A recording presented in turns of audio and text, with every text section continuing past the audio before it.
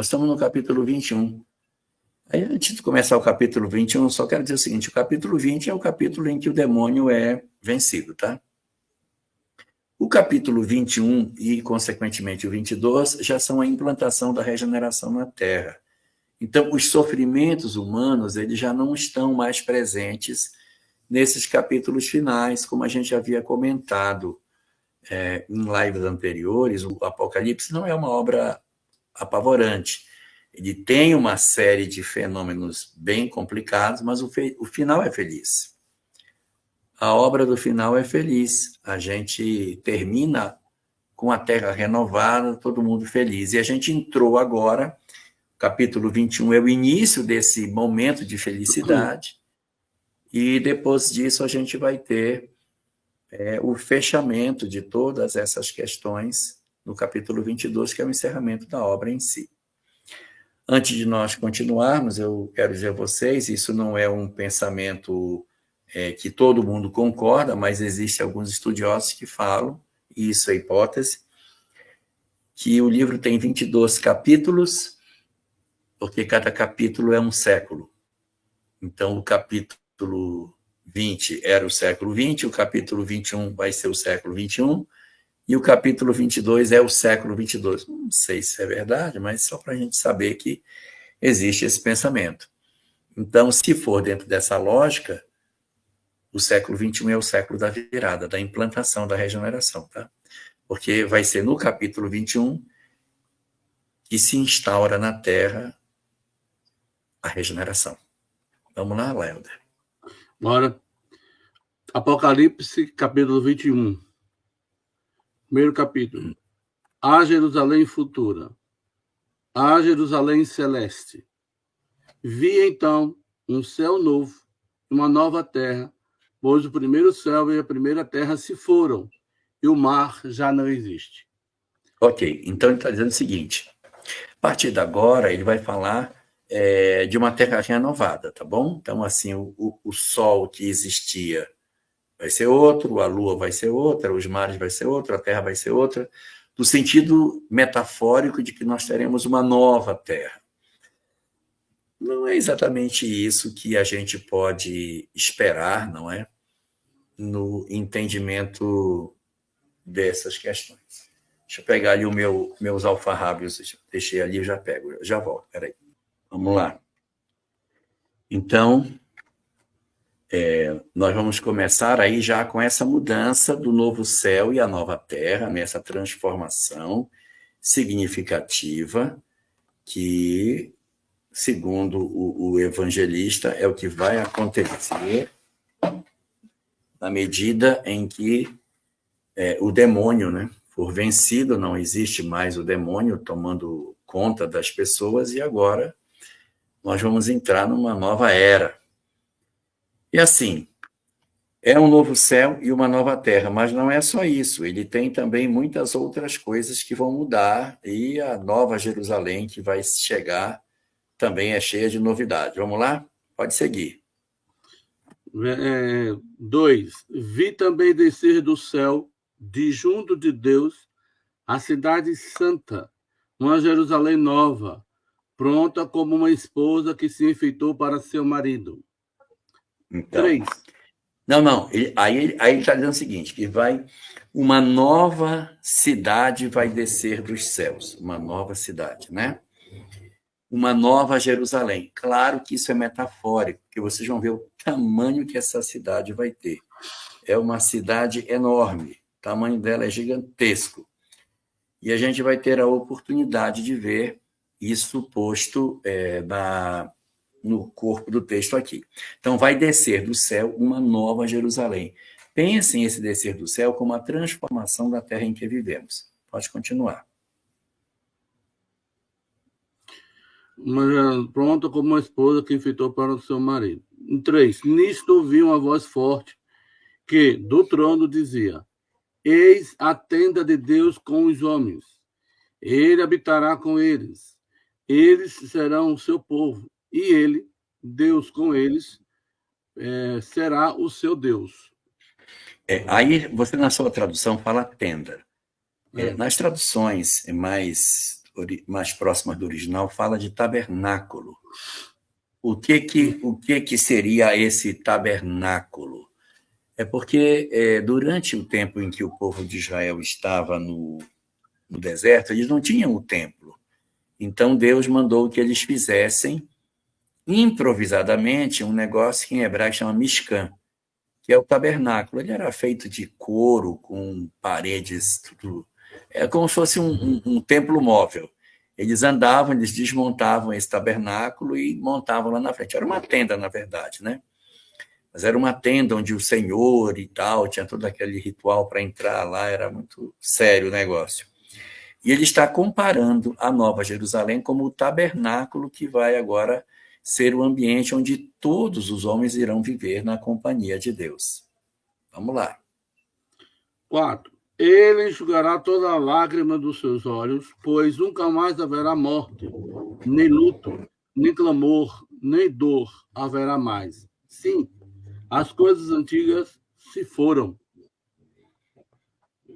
Ok. A imagem que ele vai colocando é de uma terra totalmente renovada, uma coisa que não haverá mais a morte, o luto, que a gente entende que é essa terra nova da regeneração. Seguindo. O que está sentado no trono declarou então: Jesus. Eis que eu faço novas todas as coisas. E continuou: escreve, porque estas palavras são fiéis e verdadeiras. Quais são as palavras? Disse-me ainda: eles se realizaram. Eu sou o Alfa e o Ômega, o princípio e o fim. E a quem tem sede eu darei gratuitamente da fonte de água viva. Olha só, isso aqui é interessante. E disse mais: está cumprido, ou seja, encerrou-se o período de perturbação, de sofrimento, está cumprido. Eu sou o Alfa e o Ômega. O Alfa é a primeira letra do alfabeto grego e o Ômega é a última letra do alfabeto grego, ou seja, eu sou o princípio e o fim. O Alfa é a letra A e o Ômega é a letra O. E aqui tem uma coisa interessante. No Bhagavad Gita, no capítulo 10, no versículo 32, lá do Bhagavad Gita, que a gente ainda vai estudar, Krishna diz assim: eu sou o princípio e o meio e o fim de todas as coisas. Eu sou o início, o fim e o meio. Eu sou o princípio, o meio e o fim de todas as coisas criadas. Arjuna, entre as ciências, eu sou a ciência do Supremo Espírito e sou o argumento entre aqueles que discutem. Então, ele é o tudo no todo, né? Então, eu sou o princípio, o meio e o fim, eu sou a ciência suprema, eu sou o argumento vana entre os que discutem. Aí ele está trazendo um texto que parece com o de Jesus. Krishna disse que ele era o princípio, o meio e o fim. Jesus disse: eu sou o início, o princípio e o fim, o alfa e o ômega. Então, você está vendo aqui uma conexão entre o Bhagavad Gita e o Apocalipse, né? Fala. Assisti um shot de um podcast de um pastor, um teólogo. Ele disse o seguinte, que os símbolos, né, judaicos antigamente era o touro, que era o sinal do A, do alfa, né? E uma cruz, dando outro sentido, né? Aí ele diz assim: A de alfa e o ômega seria uma cruz. Aí ele diz assim: veja só, que mesmo a simbologia judaica lá atrás, que não era letra, eram só gravuras. Desenhos, ideogramas. Ideogramas, aí mostrando, né, que é o sacrifício, que é lá de Abraão, e é a cruz, o testemunho, que é o final. Olha que interessante. Ele que fez. Eu estou tentando me lembrar o nome do pastor, mas infelizmente eu Que não interessante. consegui. Ele Muito dizendo interessante. isso. Eu achei bem Muito bem bacana. sagaz. Muito bom. Deixa eu só falar uma coisa aqui para Miriam Edreira. Sim, Miriam, o Bhagavad Gita é que inspirou a música Gita, do Raul Seixas. Por isso que o nome da música é Gita. Boa parte daquelas frases ditas na música Gita, elas saíram do Bhagavad Gita. Só que esta aqui, eu sou o princípio, o meio e o fim, ele está também no Apocalipse. Então, está na música, está no Bhagavad Gita e também está no Apocalipse. A quem quer que tiver sede, de graça lhe darei da fonte da água da vida, que vai conectar com o encontro de Jesus com a samaritana ao pé do poço de Sicar, onde ele fala da água viva que mata a sede. Então, aqui você vai ter esse momento aí de conexão também com o Evangelho de João. Nós estamos no Apocalipse de João, voltando para o Evangelho de João.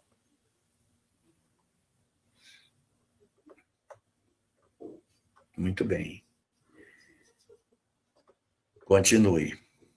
O vencedor receberá esta herança, e eu serei seu Deus, e ele será meu filho. Isso. Todo aquele. Quem é o que vai vencer? Lembra que no Evangelho de Mateus diz assim: e aquele que perseverar até o final, este será salvo. Então, este que vai perseverar até o final vai ser salvo. Quem vencer herdará todas essas coisas. Que perseverar até o final herdará todas essas coisas, né? E viverá com Jesus como se ele fosse o seu próprio Deus. E aí agora ele vai dar o contrário, né? Vamos lá?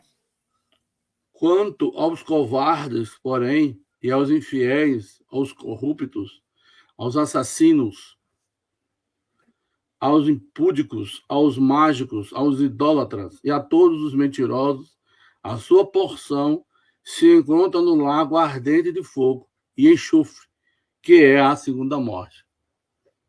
Aí já seria a condenação dos maus. Então, os que herdarem a vida herdam a Nova Jerusalém. Os que estão ao arrepio dessa lei, eles vão experimentar o sofrimento, a segunda morte.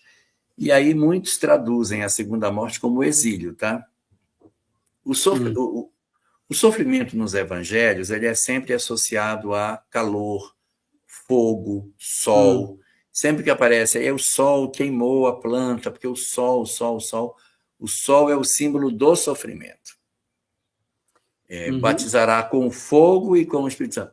O fogo é o sofrimento. Então, quando fala aqui do que arde com o fogo e o enxofre, é o sofrimento que essas almas experimentarão. E aqui é que está a migração dos maus nesse sentido. A Jerusalém messiânica. Depois, um dos 7 anjos das 7 taças cheias com as 7 últimas pragas veio até mim e disse-me: vem, vou mostrar-te a esposa, a mulher do cordeiro. Ok. O que acontece? A gente deve lembrar que tem um momento aí para trás em que ele abre o último selo e aí saem anjos com 7 taças. Quando quebra o último selo, aí vem um primeiro anjo com uma taça e derrama no trono da besta, o outro vem. São 7 taças com pragas, cada um vem e derrama. As últimas 3 são os últimos, são os ais, né? Primeiro ai, segundo ai, terceiro ai, que é a 5ª taça, a 6ª taça e a 7ª taça. E aqui ele está dizendo que um desses anjos que estava com as taças cheias das pragas, veio e falou com eles: olha, agora eu vou te mostrar a mulher do cordeiro. Quem é o cordeiro? O cordeiro é a nomenclatura que esse texto do Apocalipse dá para Jesus. Ele não chama Jesus de Jesus, ele sempre chama Jesus de o cordeiro. Por quê? Porque Jesus é aquele que nasceu na Palestina. Aquele lá que foi crucificado, aquele é Jesus. O Cordeiro é o governador planetário que encarnou como Jesus, mas ele está falando do Espírito que governa a Terra. Então, Cordeiro é uma coisa, e Jesus tem o sentido da encarnação do Cordeiro. A Miriam volta a perguntar se tem que piorar para que o Espírito melhore.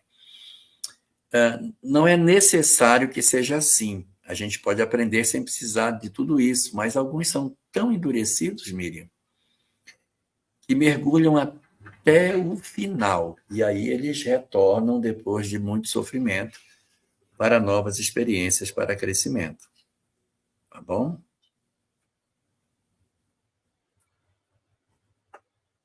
Pode seguir. Não, antes de seguir, eu queria fazer uma pergunta. Diga. Para uma ação moral, quando o espírito ele tem o tempo de não querer evoluir, ou isso, entre aspas, seria ad eternum? Não, eu não quero evoluir. Eu não quero evoluir e acabou-se. Eu não quero evoluir. Eu quero ser Lael de Rodrigues de Souza e acabou-se. Nada vai me impedir. Ou tem uma etapa assim, chega. Não. Chega. Não, ele, na verdade, ele pode retardar isso até uma certa situação, mas chega uma hora que ele não suporta mais. Porque a não evolução é a opção pelo não bem. E a opção pelo desamor não faz o homem feliz. Então chega um momento em que a criatura se cansa. Isso está tratado no capítulo 1 da obra Jesus e a Atualidade, que é o primeiro capítulo do primeiro livro da série psicológica de Joana, em que ela diz: o cara vai, até que chega uma hora que o mal já não aguenta, ele já não suporta mais.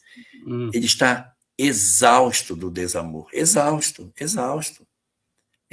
de odiar, exausto de se vingar, porque o mal não sustenta a criatura. Então, chega uma hora que a criatura tomba. Muito bem. Então, o espírito ele pode retardar por um tempo bastante longo, Laelder, mas chega uma hora que ele ele fica exausto de odiar. Porque o ódio é como se fosse uma mola que você estivesse o tempo todo puxando. No começo, tudo bem. Depois você começa a não aguentar mais aquilo. Eu estou exausto disso, não aguento mais. Pode demorar séculos, pode demorar até milênios, mas ele não suporta viver eternamente nessa condição. Aí eu tenho outra pergunta sobre isso. É? Vamos supor que uma pessoa, um espírito, passou fixamente milênios naquela situação. Como não vai ser um choque para ele, psicamente falando, ele reencarnar 1000 anos depois da última encarnação dele? Porque 1000 anos depois tudo tem mudado. Como é que ele vê essa realidade? Você está entendendo onde eu estou querendo Estou entendendo. Chegar? Eu vou dar uma resposta torta. Problema dele.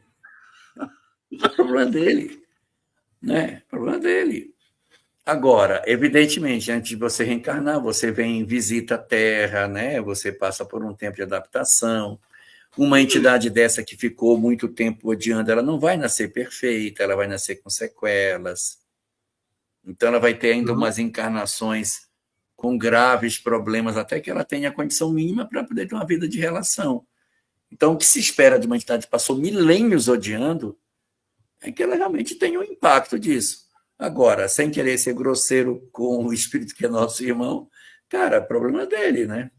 Foi uma opção. Tá bom.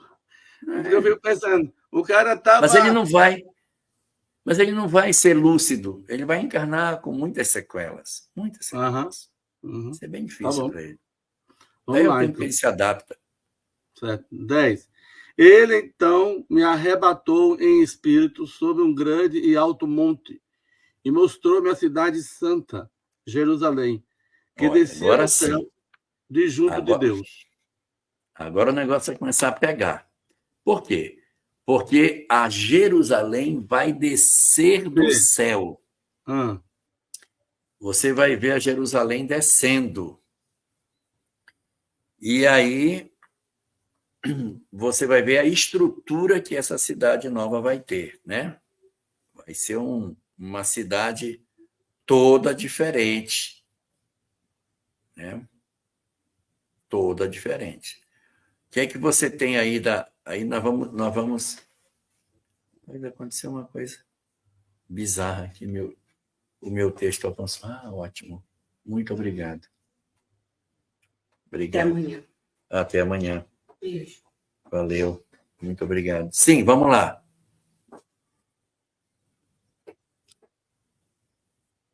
Pode começar a descrição da cidade. Com a glória de Deus, seu esplendor é como o de uma pedra preciosíssima, uma pedra de jaspe cristalino. Ela está cercada por muralha grossa e alta, com 12 portas.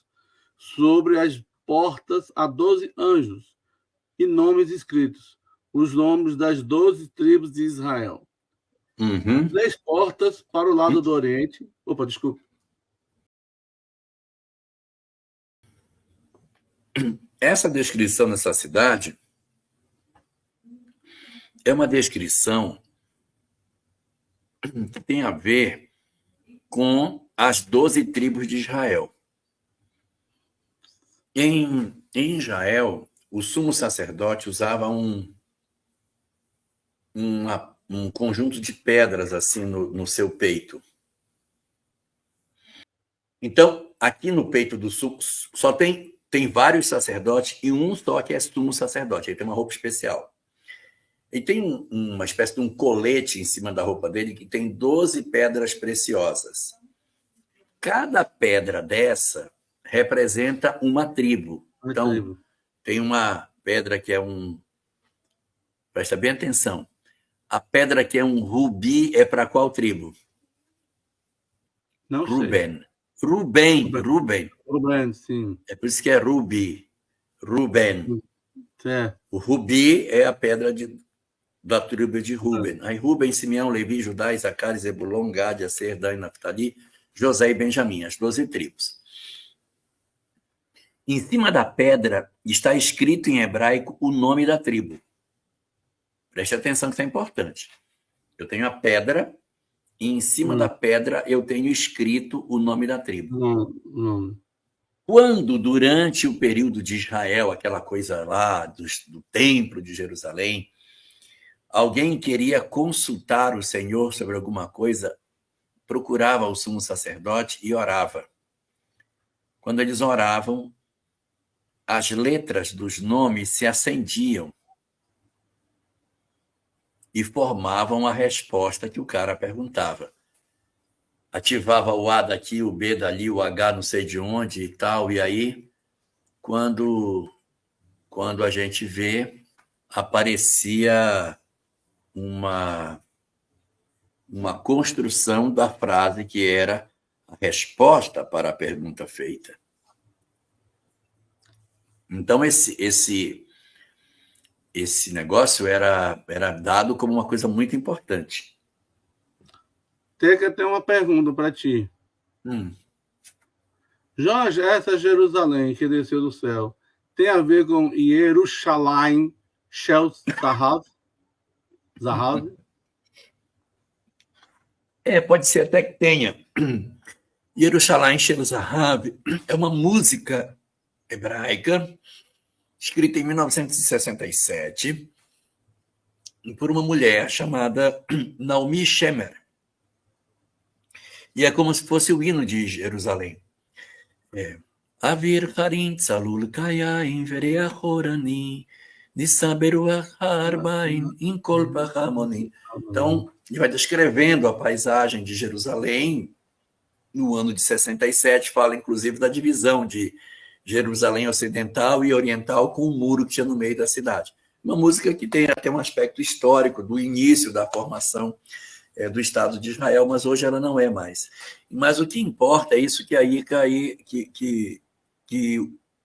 está sendo falado aí com relação à alta tecnologia. É como se fosse realmente uma alta tecnologia.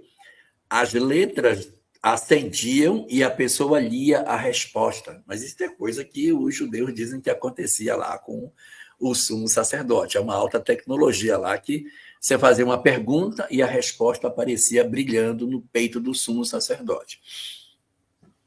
Cada povo com uma cor de pedra diferente. Essa Jerusalém que vai descer é uma Jerusalém, como está falando que a Jerusalém é de judeus. Como ela é de judeus, ela só fala das 12 tribos. Então, ela tem 3 portas para o norte, 3 portas para o oeste, para o sul, para o leste, para o norte e tal. E cada uma dessas portas tem... Cada local desse tem 3 portas, então dá 12. O nome das tribos de Israel está em cima do pórtico. Então, é uma conexão entre o povo de Israel e a Nova Jerusalém, porque nesse período eles tinham muito a ideia de que o povo de Israel seria o grande vetor, né, da transformação da humanidade. Não aconteceu, se tornou universal. Então, não pode ser tomado de forma literal, porque não são só os judeus que vão se salvar, né? Vamos e convenhamos, tem gente de todo o planeta, tem gente de todas as raças que vai se salvar. Não é lógico que isso seja de maneira diferente, tá?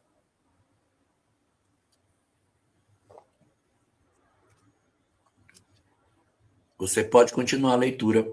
Vai falar dos muros das... Certo. 3 portas para o lado do Oriente, 3 portas para o Norte, 3 portas para o Sul e 3 portas para o Ocidente.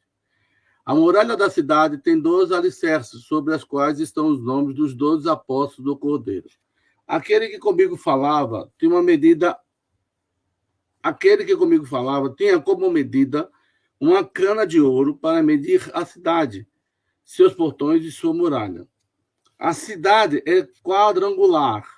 Seu comprimento é igual à largura. Mediu então a cidade com a cana, 12.000 estados. O comprimento, a largura e a altura são iguais. Mediu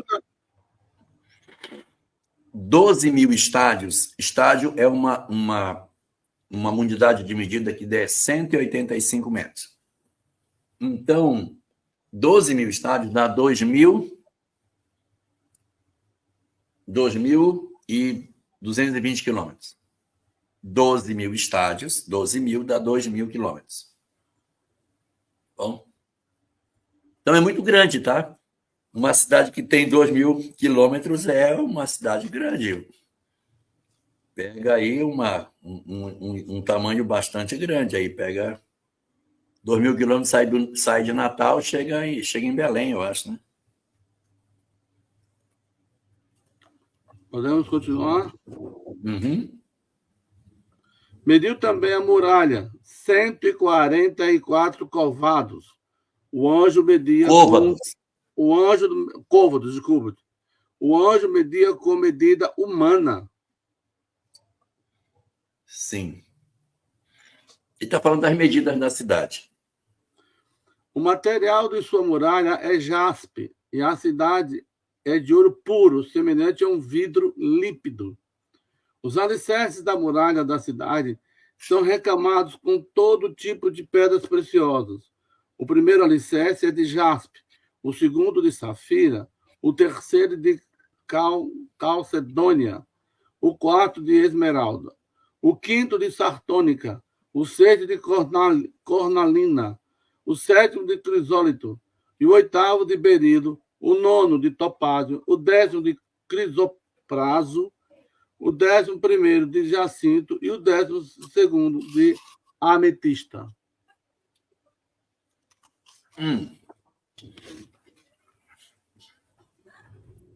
Essas são as pedras preciosas que identificam as tribos.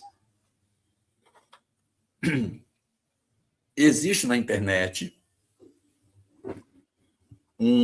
uma série de sites mostrando as pedras do peito do sacerdote, as colunas da Nova Jerusalém, mostrando que o que eles querem dizer é que todas as tribos estarão representadas neste lugar. Ok? Continue. E as 12 portas eram 12... São 12 pérolas. Cada uma das portas era feita de uma só pérola. A praça da cidade é de ouro puro com um vidro transparente. Então, olha só, parece uma cidade espiritual, né? Porque cada porta é feita numa... Imagina, olha o tamanho dessa pérola para você fazer numa pérola uma porta. Cada porta é feita de pérola. E tem uma praça. Cada porta é feita com uma pérola. Imagina o tamanho de uma pérola dessa para você fazer uma porta. E depois, e o tamanho da ostra, né, para poder dar uma pérola desse tamanho. E ela tem uma praça que é de ouro puro, como se fosse um vidro transparente. Um ouro brilhante, um ouro escovado, polido, maravilhoso. Então, tudo isso são representações míticas para poder representar uma cidade maravilhosa. O que ele quer dizer é que é uma cidade maravilhosa. Aí tem uma coisa importante no versículo 22. Nela não vi templo. Não vi templo nela, pois o seu templo é o Senhor, o Deus Todo-Poderoso e o Cordeiro. A própria cidade é um templo. Então não tem templo porque tudo é templo. Não é lindo? Tudo é templo. Achei isso espetacular, né? E aí ele vai caminhando para o fechamento desse texto. Agora ele vai começar a fechar. A cidade não precisa do sol ou da lua para a iluminarem, pois a glória de Deus a ilumina, e sua lâmpada é o Cordeiro. As nações caminharão à sua luz, e os reis da terra trarão a ela sua glória. Suas portas nunca se fecharão de dia, pois ali já não haverá noite, e lhe trarão a glória e o tesouro das nações. Nela jamais entrará algo de imundo, e nem os que praticam abominação e mentira. Entrarão somente os que estão escritos no livro da vida do Cordeiro. Ponto, acabou o texto. Então, o que ele está dizendo é o seguinte, resumo da ópera. Gente, vai surgir uma cidade nova, uma coisa linda, maravilhosa.